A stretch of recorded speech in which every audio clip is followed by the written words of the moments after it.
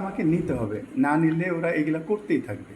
যতক্ষণ আইনি এই ব্যবস্থা না নিচ্ছি ততক্ষণ এরা করতেই থাকবে। তো আইনি ব্যবস্থা আমাকে নিতে হবে, নিলে ওরা একটু হয়তো থামবে, নাহলে ওরা মাথায় উঠে বসে আছে, মনে করছে ও মনে হয় আইনি ব্যবস্থা কিছু নিতে পারবে না। হ্যাঁ, এখন নিতে পারছি না, তবে আইনি ব্যবস্থা নিতে যে অনেক টাকা লাগে তা না, এই টাকা ম্যানেজ করা যাবে। যেহেতু আমি জেল থেকে বেরিয়েছি এত টাকা খরচ করে, মেডিকেল থেকে বেরিয়েছি। কোন ধরনের আইনি ব্যবস্থা নিতে পারেন?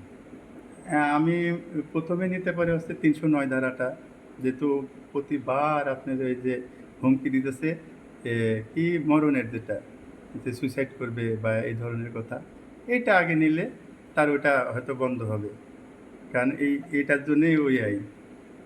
আর যেটা নাকি আমাকে সারা বাংলাদেশে হেনস্থা করছে, ভিলেন বানাইছে, সেটা একটা, কয়েকটাই আর কি করতে হবে, অন্তত ৪টা মামলা তো তার নামে করতে হবে, না হলে আমাকে তো পোষায় ফেলছে এবং আমাকে আরও মামলা দিয়ে জেলে পাঠাবে সে।